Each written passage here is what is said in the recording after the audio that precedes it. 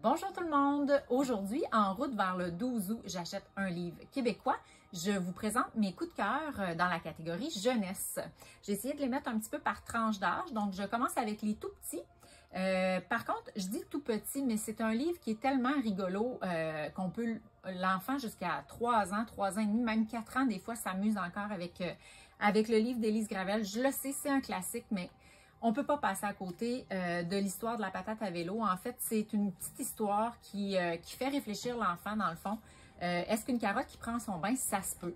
Alors, l'enfant va nous répondre oui ou non. Puis, ce qui est le fun avec ce petit livre-là, c'est que rapidement, l'enfant peut se le lire à lui-même parce qu'il l'apprend avec les images. Donc, ça fait une belle introduction à la lecture.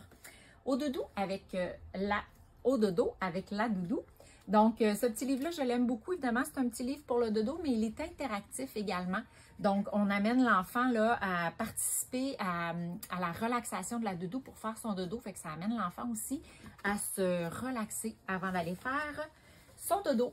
Dans la collection, chez les Malins, dans la collection Les Fins finaux, je vous présente Hector l'alligator, mais en fait, il y a aussi Jeannette la crevette, Simon le saumon.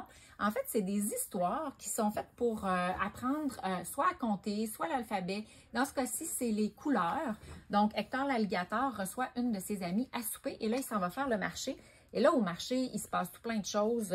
Il pense que le papier toilette, ça se mange. Donc, c'est très, très ludique. Donc, avec les enfants, c'est très chouette de lire l'histoire de Hector l'alligator. Et comme je vous dis, il y a une belle collection également.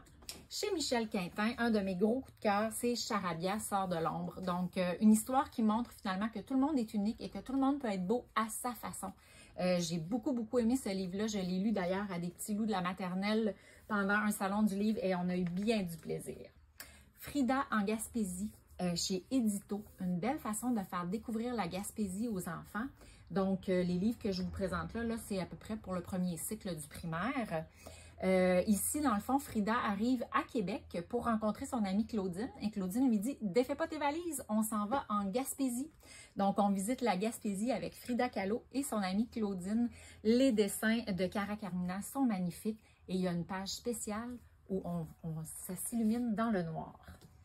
Un gros, gros coup de cœur aux éditions 2. On aime beaucoup Gilles Thibault. En fait, Petit Museau parmi les mots, c'est un petit chien qui sera trouvé par un homme qui travaille dans une bibliothèque de soir. C'est le gardien de la bibliothèque. Et le petit chien qu'il va trouver va devenir un petit chien lecteur. Mais c'est tendre, c'est touchant, c'est magnifique. Donc ça, je le conseille plus peut-être pour le deuxième cycle du primaire parce que l'histoire est plus longue. Il y a quand même une réflexion aussi à avoir avec l'enfant. Un autre beau coup de cœur chez Fonfon, donc Orbi, dessine-moi un Billy Bouton de Frédéric Wolff et Orbi. J'adore ce livre-là, en fait, très ludique. On peut s'amuser avec l'enfant. En fait, c'est que Frédéric demande à Orbi de lui dessiner un Billy Bouton. Mais qu'est-ce que c'est un Billy Bouton? Alors là, l'imaginaire de l'autrice, de l'illustratrice s'emporte, mais ça montre en fait que dans l'imaginaire, un Billy Bouton, ça peut être n'importe quoi. Fortement inspiré de l'histoire du Petit Prince. Et il y a un beau clin d'œil à une autre illustratrice à l'intérieur. Donc, pour les parents, c'est bien intéressant. Ici, je triche un peu. L'autrice est québécoise. Par contre, la maison d'édition est ontarienne. Mais je voulais le mettre dans mes coups de cœur parce que Alerte culotte meurtrière, là, je parle pour les enfants de 5e, 6e année parce qu'il y a du contenu quand même assez important à l'intérieur.